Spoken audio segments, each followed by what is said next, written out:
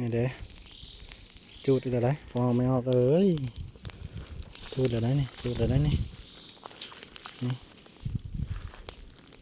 ถึงใจ50 บาทแต่การกระทำเราก็มีบุญได้อยู่น้อยนึงนะการกระทำมีบุญได้อยู่น้อยนึงพอออกไม่ออกถึงใจ10 บาทจุดขี้ยอกขี้เยอะนี่กับบาปคือกันสร้างสารผิดในอากาศนั่นได้เพียงพอออกเลยจุดขี้เยอะที่เอาวันที่โจวันได้กวาดใบมือเศร้าจะเอออกไม่ออกจะเอนี่สั้นเพียนแล้วก็มีได้สั้นตัวซื่อได้เนาะไม่ออกลงมาเอาเขาลงมาให้สั้นเพียนสั้นแล้วล่ะเห็ดเว่เห็นบ่มีได้สั้นให้ตัวซื่อนะสำหรับโจวันนะฮะคุณโจกัมพูนางทองบดเขียนนี่คือเก้าเพิ่นนะเอาวันนี่โอ้ยโจวันนี่ฮ้อนนะฮ้อนทะลุทะลุยบทสดเรื่องเรียนสดเรื่องวัดแปนสดเรื่องวัดสะอาดเนี่ยแถวนี้ก็ยังเปิดลายนะปอกไม่ออกแต่โจวันจะคอยเก็บนะแถวนั้นก็มีทุ่งยางอยู่นะแจมองนั้นยังบ่ได้มาเซยังบ่ได้มาเก็บนะยะแถวนี้ก็ยังบ่ได้เซนี่ค่อยไปนะนี่เอาแถวนี้ก่อนให้มันสะอาดแถวนี้ก่อนไอ้สีเลาะไปหาจุดแถวนั้นแล้วไปเซย่านาดตัวนั้น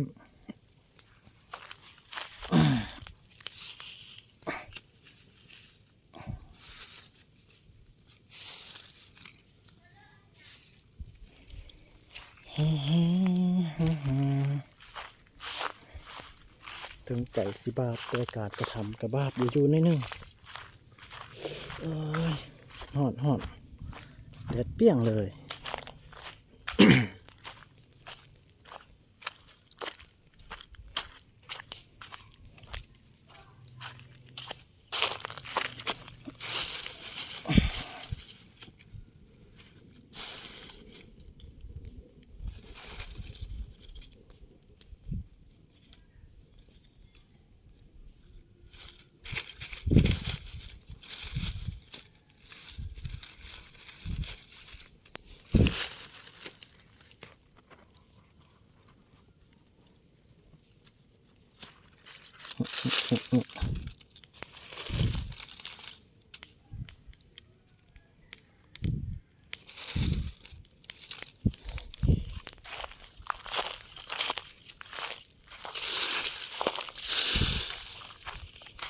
ไก่ซ่านะซ่า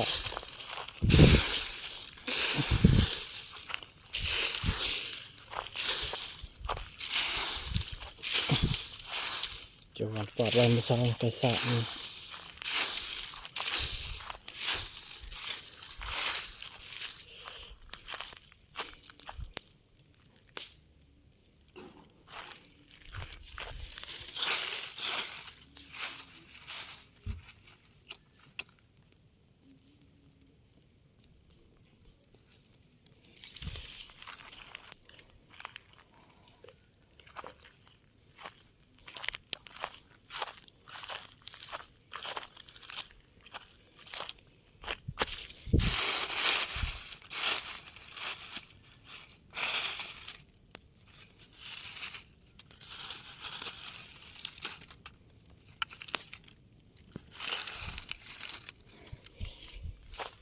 แดดร้อน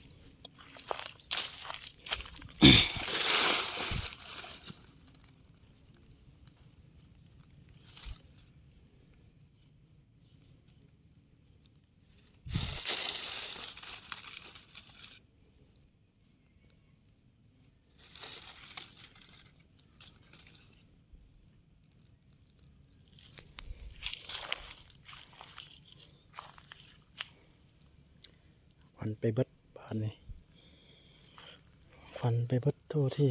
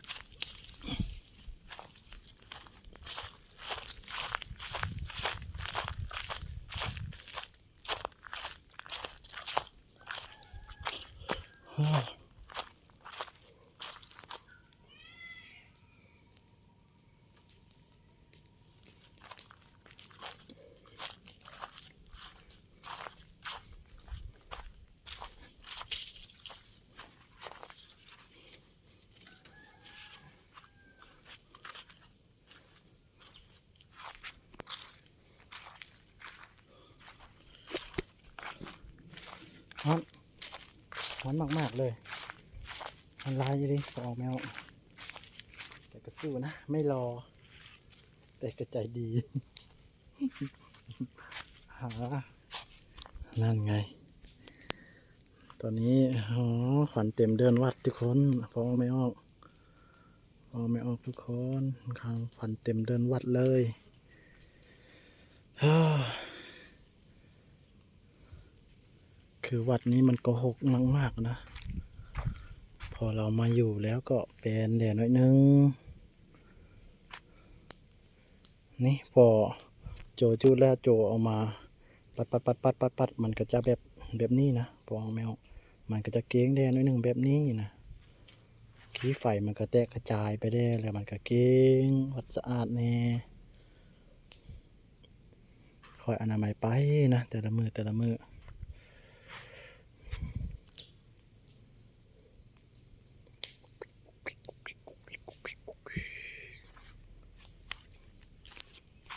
คลิปนี้ก็บ่มีหยังหลายนะเบิ่งโจทำความสะอาดเดินวัดนะมันมีตะกกไม้นะใบตองแล้วก็ลายแดงนิดนึงถ้าพวกไม้โลภเมื่อนี่มันก็จะแปลนแบบกระเติบเย็นนี่บรรยากาศที่กกไม้นะพ่อแม่พี่น้องพอไม่ออกกกไม้มันลายนี่นะกกไม้ไห่กกไม้โผล่อยู่แถวแขมมันก็ลายเย็นนะแต่ก่อนมันสิเย็นคักกว่านี้นะแต่ว่าตอนนี้นะ มันก็บ่เย็นปานใดกุกุจันโทโคนาคามโนกัจฉโตปูตาโมอริยะเมตไตโยนี่มีทะวองนี่แหละพอไม่ออกอย่างทะวองนี่แหละมันหกนะสนเบิงแต่ว่าถึงสนเบิงไตนี่มันจะหกแน่นิดนึงกระเบิงนั้นนะมันจะหกแต่ว่าทำความสะอาดมาได้แล้วนะนี่ทางเฮินพ่อออกหลาเฮินพ่อออกใส่นี่ก็เกี้ยงนั่นแหละได้นี่แหละอย่างทอมองปลานาดนี่นะตัวน้อยกะจูดตัวนี้ออกไปนี่กะปลานาดนี่กะเสียให้มันแห้งแล้วก็จูดปลานาดอีกกับแปนแล้วเติดนะอันนี้ปลายสังไพที่จะเอาไปอัดโฮแต่ว่าพอออกอัดให้แล้วก็มีมันเศษก็มีแต่สีจูดทิมนะสลามไผ่สลามปลาไม้นี่นะ อย่างทอมองนี่แหละจากนั้นก็เกลี้ยงเซมือเศร้าได้น้อยเดียวนึงมันฮ้อนก็เลยย่านะทีตอนนี้ไปหานี้ได้ประมาณสัก2 กว่าเม็ด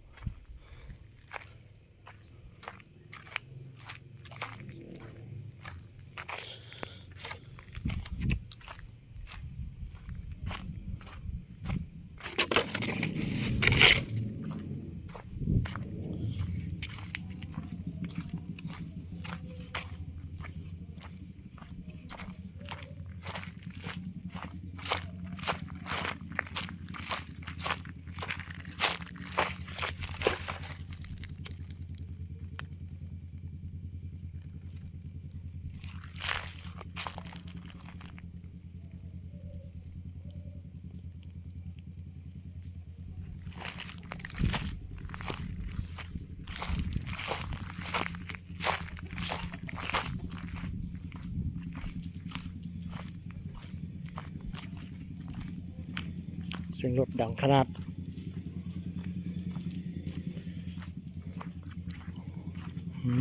ลามไปเลยแปลนไปเลย